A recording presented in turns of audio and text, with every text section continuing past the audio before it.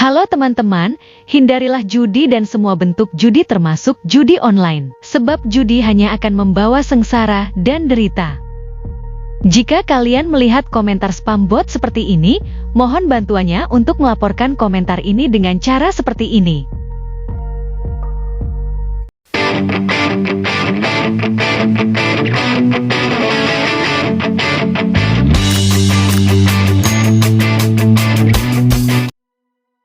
Ini kemarin banyak banget yang nanya lo ya, mereka tanya makanya kami jawab. Kalau kami nggak jawab dibilangnya kami sombong. Ini soal apa ya? Soal John Hartman yang katanya akan digaji sama PSS itu 671 juta per bulan.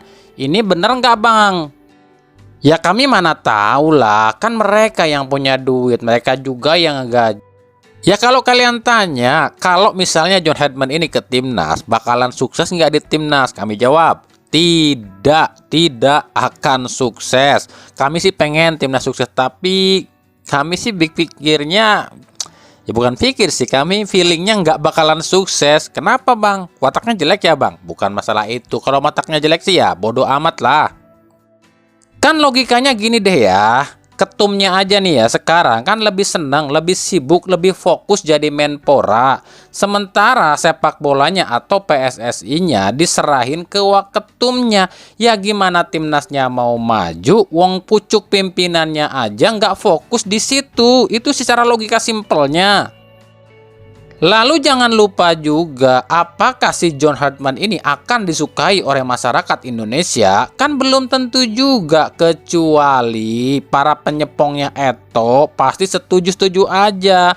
Tapi kan ekspektasi masyarakat Indonesia itu beda. Ekspektasi masyarakat Indonesia sekarang itu udah terlalu tinggi. Masyarakat Indonesia itu udah nggak butuh yang namanya proses lagi, karena timnas Indonesia itu sudah ngejalanin proses selama 5 tahun.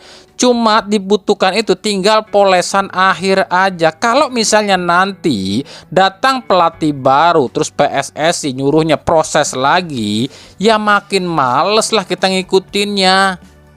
Intinya buat saat ini kami sih pengennya timnas Indonesia itu selalu maju. Kami tuh masih pengen banget timnas Indonesia maju, tapi kami masih berpegang dengan ucapan atau omongan almarhum Gus Dur. Dulu kan Gus Dur pernah bilang, kapan timnas Indonesia itu bisa masuk ke Piala Dunia? Waktu itu Gus Dur bilang katanya nanti masih lama. Pelatih yang mampu membawa timnas Indonesia ke Piala Dunia bermata sipit. Ya kami akan tunggu itu.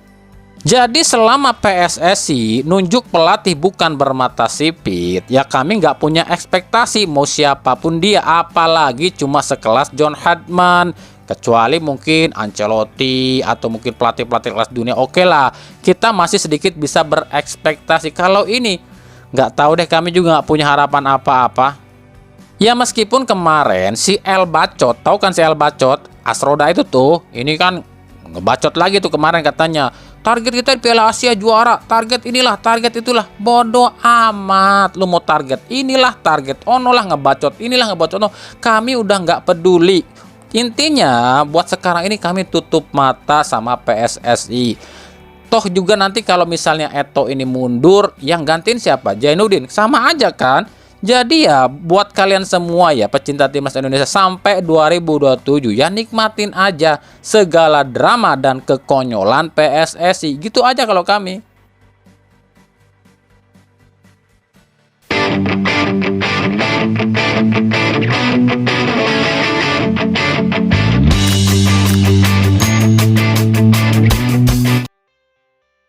Kita lanjut ke berita klub dan rumor pertransferan aja deh. Kita mulai dari Persis Solo. Persis Solo itu ada nama Bryan Brito. Ini gelandang serang asal Brazil, 28 tahun 176 cm dengan harga 3,48 miliar. Yang saat ini main di Serie B Brazil. Musim ini tampil 11 kali, cetak 1 gol dan 2 assist. Nah, prosesnya sudah mencapai kata done deal.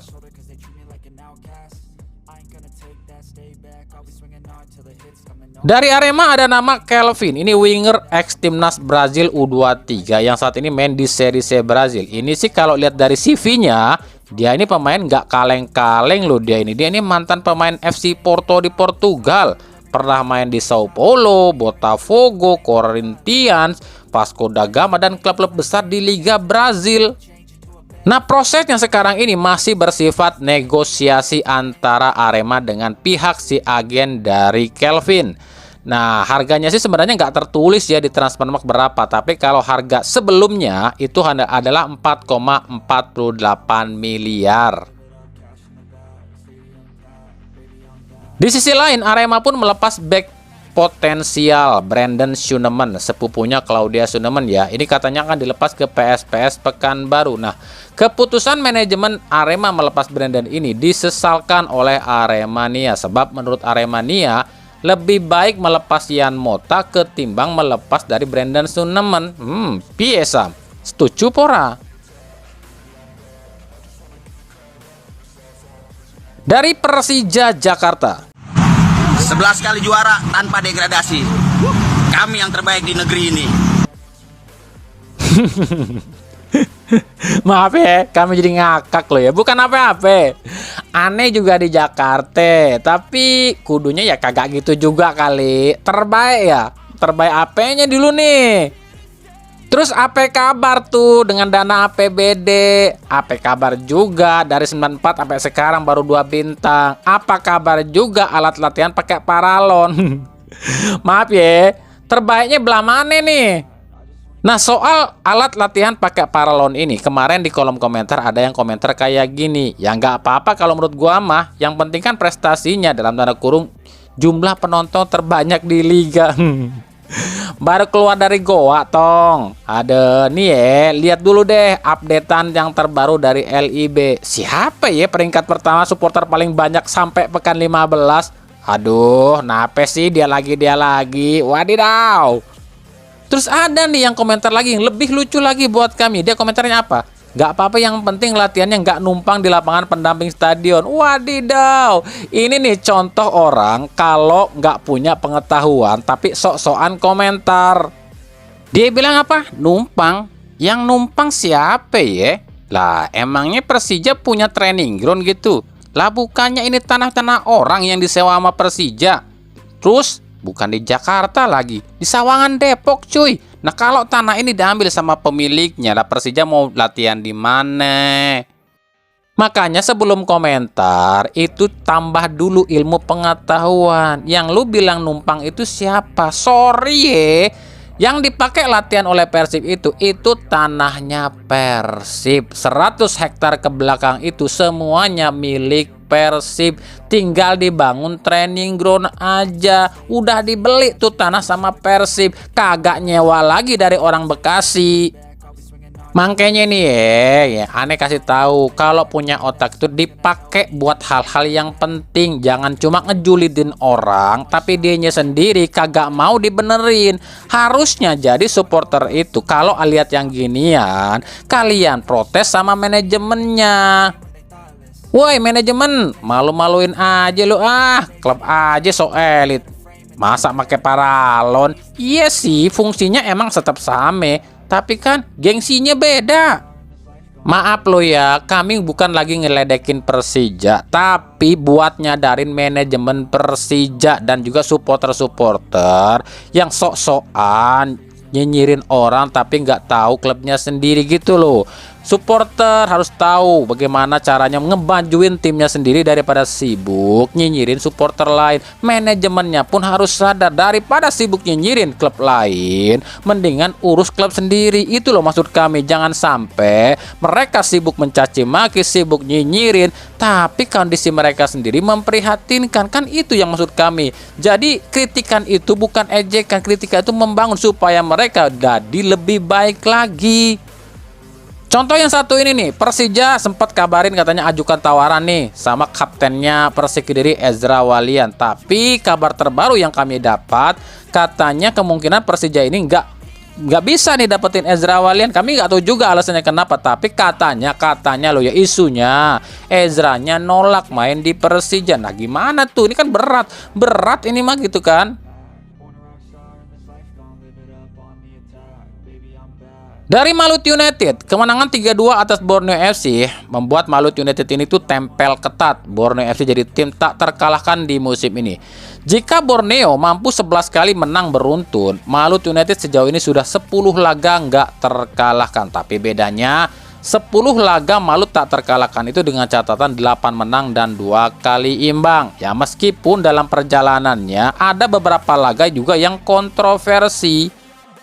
Tapi paling tidak, apa yang dirasakan atau diraih oleh Malut United saat ini membuktikan kalau juaranya Persib musim lalu emang layak ya. Ya buktinya aja Malut cuma pakai beberapa pemain ex-Persib aja bisa kayak gini. Gimana kalau Malut pakai full pemain Persib musim lalu? Apa nggak mungkin ngeri, tambah ngeri tuh Malut United? Tapi ingat, kalian jangan jumawa nih supporternya Malut United dan supporter manapun lah ya.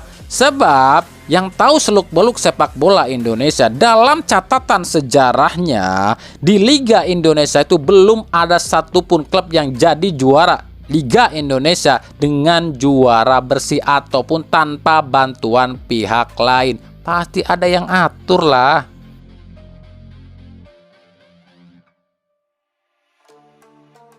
Dari Persib Bandung ada beberapa berita. Yang pertama, kartu kuning yang diterima oleh Maklok lawan PSM Makassar ternyata disengaja sama Maklok. Alasannya sih biar lawan Persija dia ini nggak absen katanya. Ini Maklok sendiri loh yang bilang, bukan kami.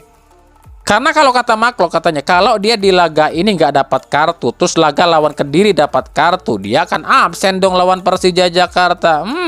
Segitu pentingnya ya lawan Persija? Oh jelas dong. Sebab mungkin aja ya, masih ada rasa kesal dalam pikiran atau hati Maklok pada supporter Persija ataupun dengan Persijanya. Terutama soal apa ya? Soal ucapan atau sindiran Moniklok kali ya. Yang kedua soal pemain baru. Ini banyak banget yang masih tanya ke kami nih. Bang, itu gimana nasibnya? Ole Romeni, Joy Pelopesi, Martin Pas dan lain-lain yang kabarnya dirumorkan ke Persib. Itu jadi apa enggak? Oke, kami jawab. Per tanggal 30 Desember 2025 ini, dalam pantauan kami, dengerin jelas baik-baik ya, per tanggal 30 Desember ini, Joy Pelupesi itu tinggal diumumin aja. Ya, Joy Pelupesi tinggal umumin aja. Bagaimana dengan Martin Pas? Martin Pas itu statusnya udah 75% ke Persib. Ya, itu dalam pantauan kami loh ya. Ole Romeni itu 70% ke Persib. Sisanya masih 50-50 seperti Asnawi, terus juga Lino, Miliano Jonathan, Mauro Zylstra dan lain-lain. Tapi kembali kami katakan ini per tanggal 30 Desember loh ya, dan belum 100%. Jadi selama bursa transfer masih dibuka dan belum mencapai 100%, baik itu sudah sampai 90%, masih bisa berubah. Jadi kalau nanti kalian ya nonton ataupun baca berita katanya pemain-pemain anu udah resmi ke Persib atau pemain-pemain anu batal ke Persib, ya kami pastikan itu baru sebatas berita hoak. Karena seperti kami bilang, sebelum bursa transfer ditutup dan si pemain yang dirumorkan belum tanda tangan kontrak di klub lain, ya berarti masih bisa ke Persib. Intinya rencana tetap jalan ya di Persib. Persib Timnas Jilid 2 itu tetap dijalankan. Duit nggak jadi soal, kata Pak Glenn. Kata Pak Glenn sih mau berapa ratus miliar pun akan saya keluarkan, asal dengan syarat Persib berprestasi di Asia dan nggak malu-maluin di Liga. Artinya apa? Kalau duit yang udah berbicara, apa sih yang nggak bisa? Ya ditunggu aja lah. Setahu kami, pemain-pemain yang dirumorkan itu tetap akan ke Persib. Tapi prosesnya mungkin akan alot atau mungkin bisa jadi atau enggak. Nanti kan nggak tahu. Tapi per tanggal 30 ini masih tetap ke Persib loh ya. No, si Martin Pas aja lagi Thailand. Paham dong maksudnya. Thailand itu identik biru cuy. Bagaimana dengan pemain asing? Ini yang agak rumit nih. Ada perubahan terbaru. Jadi katanya pemain-pemain asing yang awalnya sudah dipilih ini akan diseleksi lagi. Boyan Hodak kabarnya nemuin pemain lain yang mungkin dianggapnya lebih gacor, lebih bagus dan juga sesuai kebutuhan dia kali ya. Nah ini yang susah hese lamun geus kieu mah. Ngorek keterangan dari Boyan Hodak itu susahnya minta ampun. Cuma yang pasti infonya kabarnya awal Januari akan ada Wilujeng Sumping. Sahanya penasaran kuring mah jadina euy.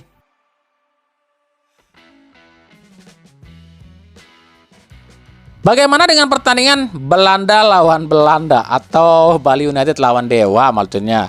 Laga ini berkesudahan 0-0 ya. Tapi setelah pertandingan ini ada beberapa hal yang menjadi sorotan dan juga kabarnya akan menjadi rumor yang besar. Apa itu? Yang pertama nih Kuipers, kabarnya akan dipinjamkan ke PSS Sleman karena Dewa United sejauh ini dalam pantauan kami setengah negosiasi dengan satu pemain asing baru berposisi back. Iya sih, kalau kami perhatikan sejak pindah dari Persib ke Dewa, ini Kuipers ini tuh kebanyakan blundernya dibandingkan save-nya ya. Beli pemain dengan prestasi tapi Dewa United lupa beli skill juga. Yang dipikirin Belanda doang sih. Yang kedua Hugo Gomez alias Jaja, ini OTW Persija cuy. Ini pun sama nih, Dewa United kabarnya tengah negosiasi dengan satu gelandang asing baru juga dari Belanda. Tapi nggak tahu juga nih jadi apa enggaknya nih. Yang ketiga Alexis Mesidoro katanya akan pulang lagi ke Persis Solo guys. Prosesnya masih alot katanya nih, 50-50 lah.